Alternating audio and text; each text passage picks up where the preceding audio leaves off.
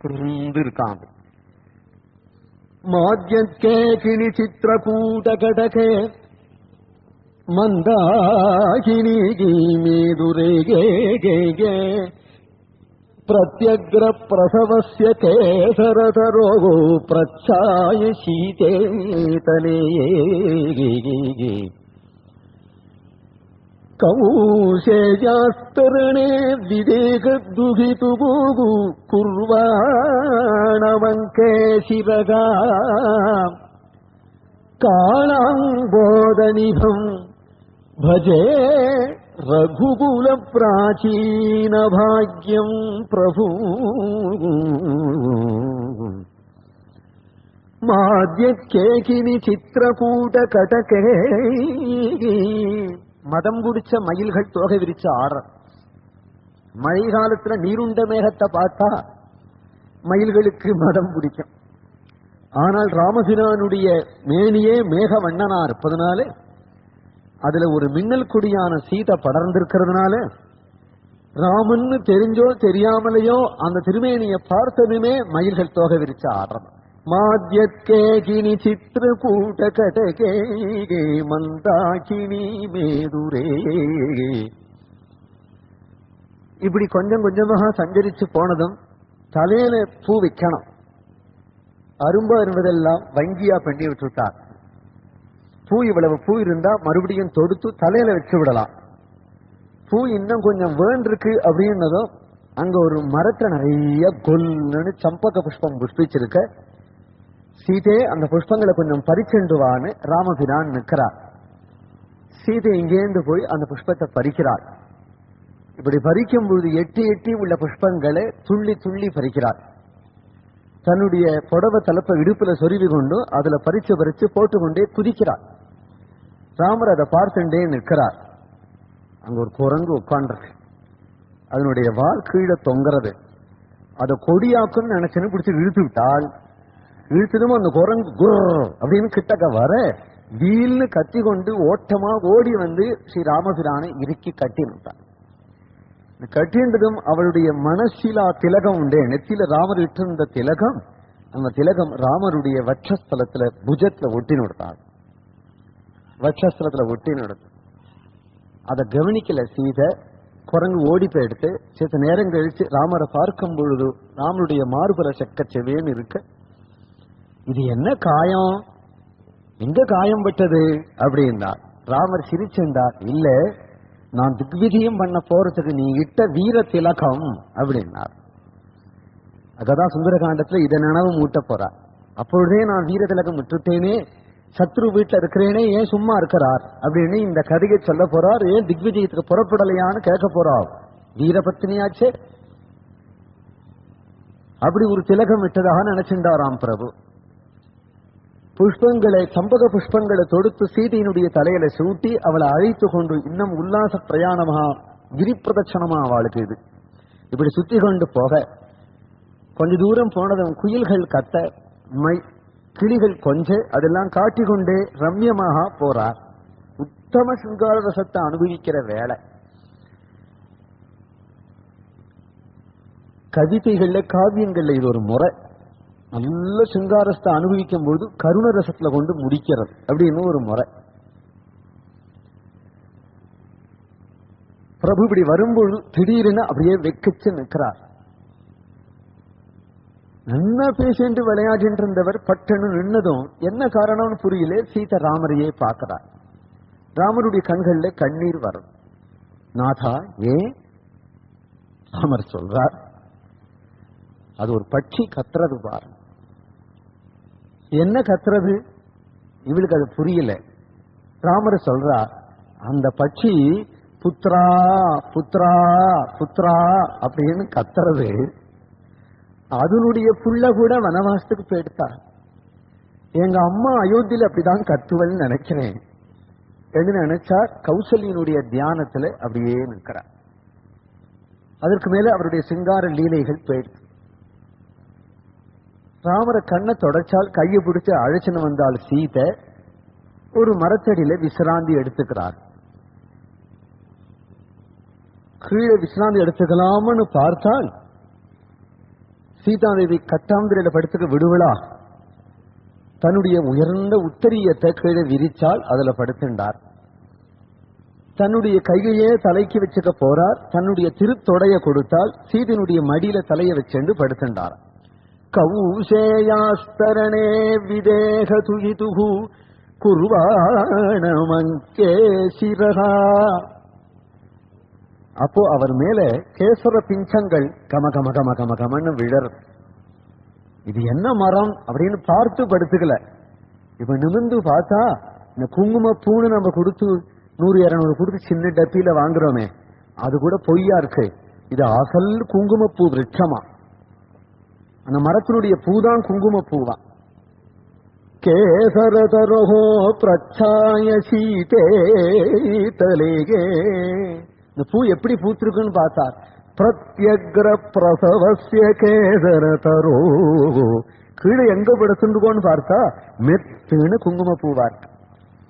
மேல விடுறது காட்டுல வனராஜி சம்பாதிக்கிறது இல்லையாங்க.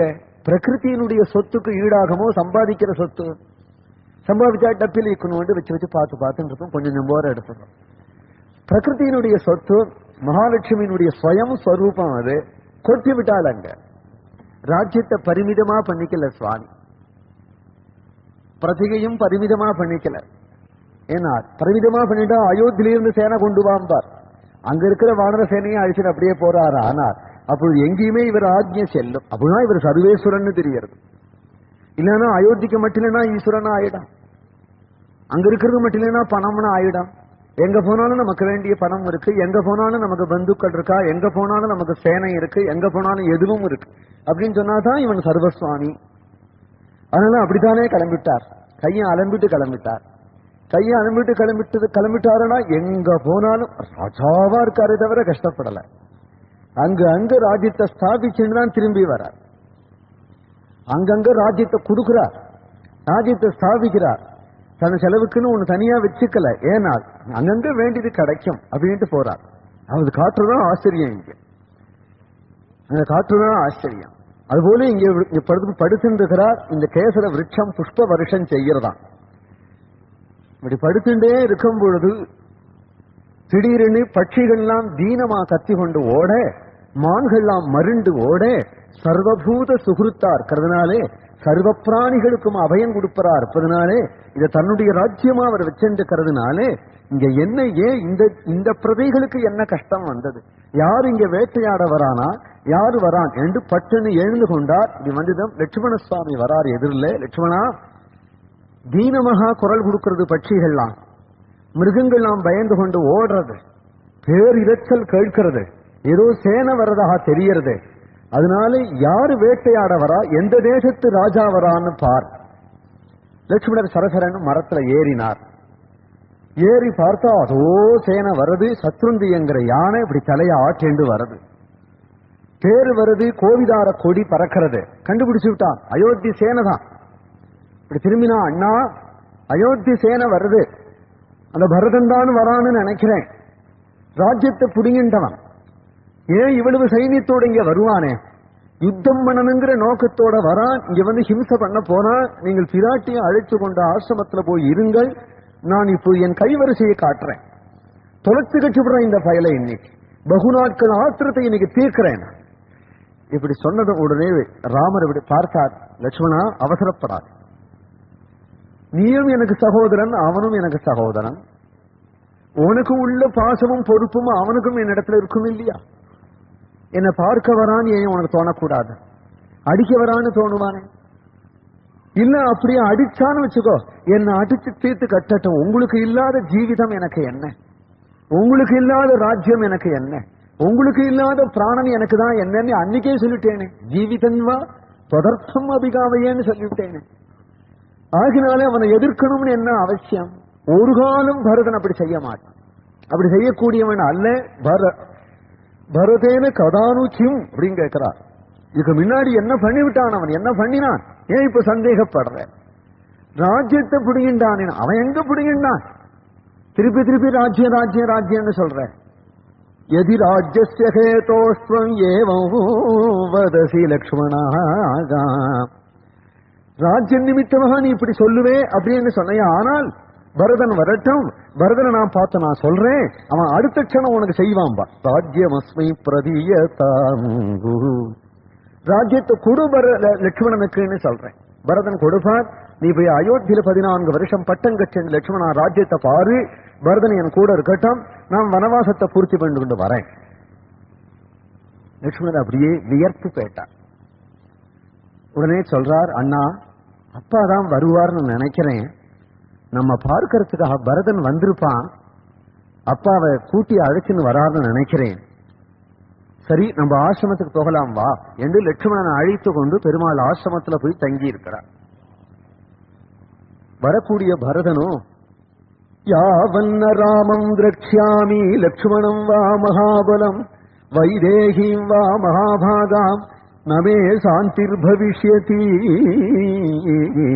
யாவன்ன சந்திர சங்காசம் தத்ரக்ஷ்யாமி சுபானனம் பிராதுஹு பத்மபலாசாட்சம் நமே சாந்திர் பவிஷ்யதி யாவன்ன ராஜ்யே ராஜ்யார்கः பித்ருவைதாமகே ஸ்திதः அபிஷேக ஜலக்லின்னः நமே சாந்திர் பவிஷ்யதி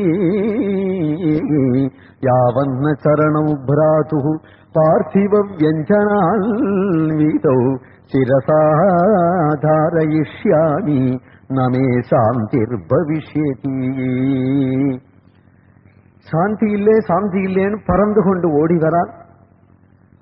நான் அண்ணாவை அப்படியே பார்க்கணும், முகம் கொடுத்து பேசுவரா, என்னோட பிரசன்னமா இருப்பரா, உடம்பு இழைக்காம இருப்பரா, வனவாசத்துல கருத்து பெயர்ப்பரா, புஷ்டியா இருப்பரா, எப்படி இருக்கணுமோ அப்படி அண்ணாவை பார்த்தாதான் எனக்கு சாந்தி உண்டாகும். அதே போல வைதேகி சீதை மன்னிய முகமலர்ச்சியோட நாம் பார்க்கணும்.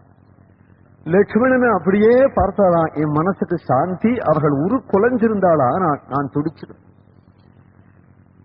இந்த 1 மாசம் வனவாசம் தான் அவளுக்கு, அதோட சமாப்தி பண்ணி விடுவேன்.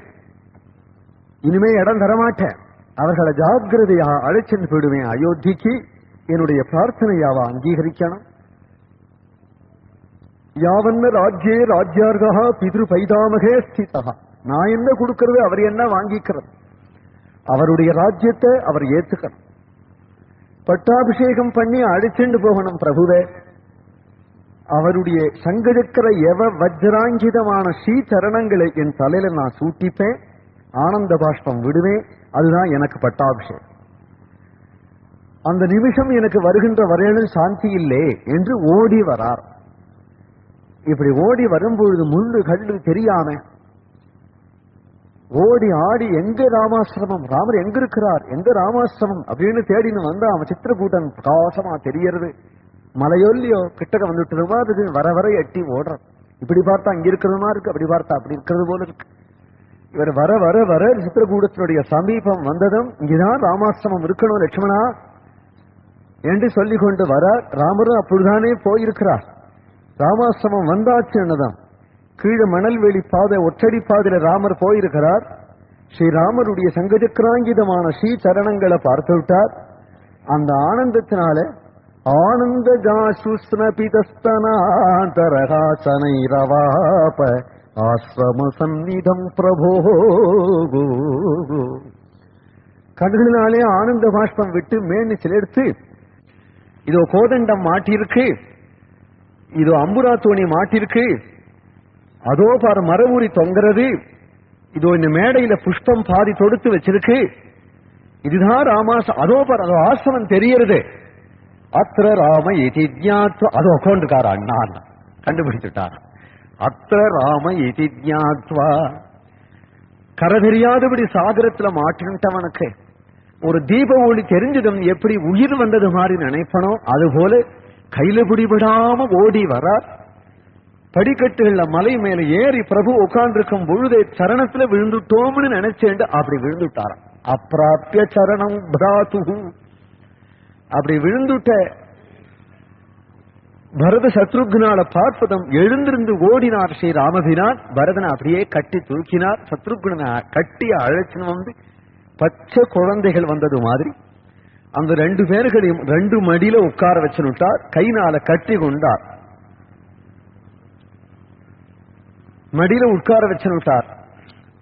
சாந்தி இல்லையே, சாந்தி இல்லையே அப்படி தேடி வந்தவருக்கு இங்க பார்த்தால் அதாவாசம் சாந்தே அகிருத சுகிருதானாம் அசுலபம் நவாம் பூதஸ்யாமம் நளின நயனம் வல்கலதரவும் ஜட்டாஜூட்டா பீடம் भुजगपति भोगोपमभुजम्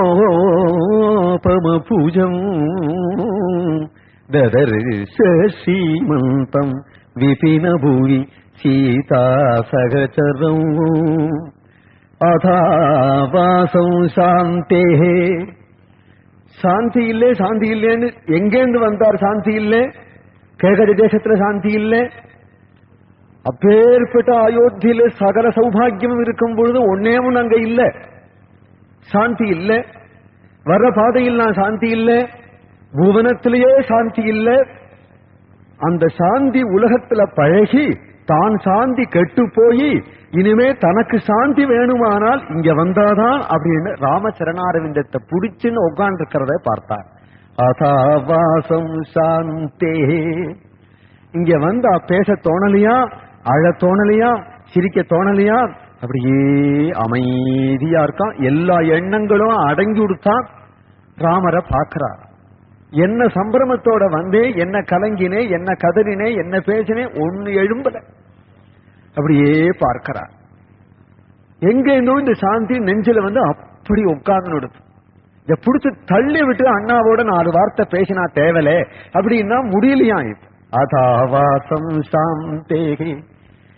இப்படி ஒரு ஸ்தானம் கிடைக்கவான்னு நினைக்கிறார். அகிருத சுகிருதானா அசுலபம் ஜட்டாஜூட்டா பீடம் புஜகபதி போகோபமபுஜம்.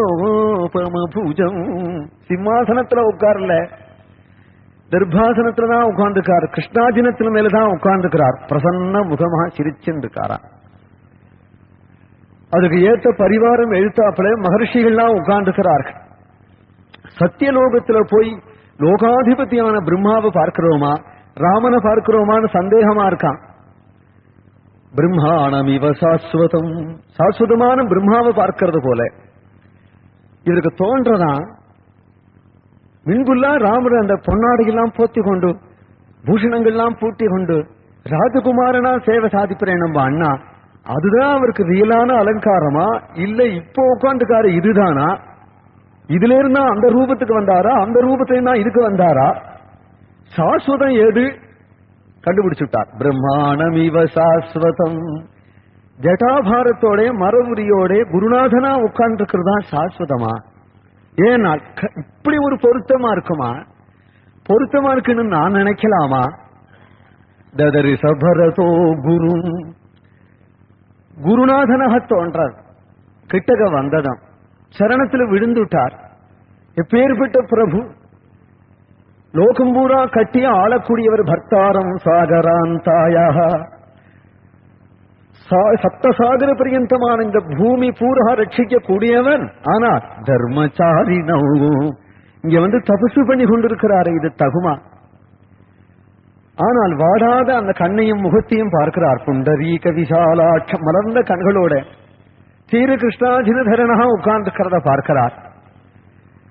கைகளை குவித்துக் கொண்டார். அண்ணானு கதறினார். அள்ளி அணைச்சு மடியில உட்கார வச்ச ஆசதீர இறுக்கி கட்டி கொண்டார் ராமர். ஏன்னா போயிடுவது வனவாசத்துக்கு. இங்க உட்கார்ந்துக்கிறது பரதன் என்ன பாடுபட்டு வருவான்னு தெரியும். அவர் வாயால சொல்லக்கூடாது. பரதன் வருவான், பார்த்துட்டு போகலான்னு உட்கார்ந்து இருந்தேன் அப்படின்னு சொன்னால் யாரெல்லாமோ என்னென்னவோ கல்பனைகள் பண்ணுவாளே. பக்தாபிமானியான பிரபு உட்கார்ந்துக்கிறார். ஓடி வந்த பரதன் புல்லினன் அவள் புனைந்த வேடத்தை பல்முறை நோக்கினான், பலமூகும் உண்ணினான், அல்லலில் அழிங்கினை ஐய ஆணுடைகி மல்லுயர் தோழினான், வலியனோ வென்றான். புல்லினல் அவனை இறுக்கி கட்டி கொண்டான். இப்படி பார்க்கிறானா, அவன் புனைந்த வேடத்தை பல்முறை நோக்கினான். இது ஏன் இப்படி வந்திருக்கான் இந்த பிள்ளையாண்டான்? தலையில ஜடாபாரம், இடுப்புல மர உரி, பட்டம் கட்டி கொண்டு ராஜ்ய பரிபாலனம் பண்ண வேண்டியவன் ராஜ்யத்தை இழந்துட்டானா? பட்டம் கட்டிக்கலையா? முடியாதுன்னு வந்துட்டானா? அப்பாவை மீறி விட்டானா? பிதிர்வாக்கிய பரிபாலனம் நான் எப்படி வந்திருக்கேனோ அதுபோல அவனுக்கு உண்டே அந்த பிதிர்வாக்கிய பரிபாலனம். ஏன் இப்படி உதாசீனம் பண்ணக்கூடாதே? என்ன ஆச்சுன்னு தெரியலையே. அப்பா இருக்காரா? அப்பா இருந்தா விடுவரா இவனை இப்படி வரத்துக்கு என்று நினைச்சு பலவும் உண்ணினான். மனசுல பல நினைச்சு கொண்டு பட்டுன்னு தகப்பனார பத்தி கேட்டுடாம ராஜரீகமான கேள்விகளையே கேட்டு வரான். உன்னுடைய ஆதாயம் தாயம் இதெல்லாம் எப்படி இருக்கு? வரவு செலவுகள்லாம் எப்படி இருக்கு? எப்படி ராஜ்யத்தை நடத்துறாய்? எல்லாம் கேட்கிறான். பரதன் பதிலே சொல்லல. ஏனென்றால் ராஜ்யம் நடத்துறா இருந்தா பதில் சொல்லணும், நடத்த போறதா இருந்தா இதெல்லாம் கவனிச்சுக்கணும். ரெண்டும் இல்லை. அதனால ராமரையே பார்த்து உட்கார்ந்துருக்கிறான். கடைசியில கேட்டான் அந்த பரதனை பார்த்து, அப்பா பரதா, எங்களுடைய கஷ்டங்கள் பெருசு இல்லப்பா. நாடு நகரமே கதறிச்சு. நான் கிளம்பி வரும் பொழுது நானும் கங்கக்கரையில உட்கார்ந்து கதறினேன். எல்லாரும் கதறினார். அம்மா கௌசல்யா கூட கதறினா. எங்கள் துக்கங்கள் எல்லாத்தையும் சேகரிச்சு ஒரு தட்டில வச்சாலும் உன்னுடைய துக்கத்துக்கு ஈடாகாது. நீ இத்தகைய சோக சாகரத்துல அமிங்கிடுவாய், நீ தாங்க மாட்டாயே எனக்கு தெரியும். அல்லலில் அழுங்கினை ஐயா. அப்பொழுதுதான் அவனை கூப்பிடுறார். விரும்பியோ விரும்பாமலோ நீ ராஜ்யத்துக்கு அதிபதியா ஆயிட்டாய்ங்கிறதுனால, ஐயா ஆடுடை மல்லுயர் தோழினான் வலியனோ வென்றான். இவ்வளவு சொன்னா போருமா? யாருன்னு அப்பான்னு கேட்க வேண்டாமா? தசரதன் கேட்க வேண்டாமா? சக்கரவர்த்தின்னு கேட்க வேண்டாமா? இந்த 60,000 வயசுலயும் அவருடைய புஜம் உருண்டு திரண்டு இப்பொழுது அயோத்திக்கு ஒரு ஆபத்துனால் ஆயுதத்தை எடுத்து கிளம்பிடுவாராம். அப்பேற்பட்ட திறமையுடையவராச்சே. அவர் புஜம் சூம்பி போயிட்டா அவர் சௌக்கியமா இருக்காரா? அவரை பார்த்துண்டியா அவர் என்ன ஆனார்? அப்பா சௌக்கியமானு கேட்டதும் உடனே பரதன் கதறி குமரி சொல்ல தொடங்கினான். துவாமேவ சோச்சன் தவ தரிசனே சுகு त्वय्येव सक्तामणिवर्त्य बुद्धिगो त्वया विहीनः तव शोकरुग्णः त्वां संस्मरन्नस्तविदः पिता ते. அண்ணா, பிதிருவாக்கிய பரிபாலனம் சத்தியம் என்றெல்லாம் சொல்லிக் கொண்டு நீ புறப்பட்ட காட்டுக்கு வந்துட்டீர். உம்மை விட்டு பிரிஞ்சதும் உம்முடைய பிரிவாற்றாமையாலே, உம்முடைய விரகமாகிய வியாதியினாலே உம்மிடத்துல சென்ற மனசை திருப்ப முடியாதபடி உண்மையே நினைத்து ராமா ராமா என்று கட்டிக்கொண்டோம்.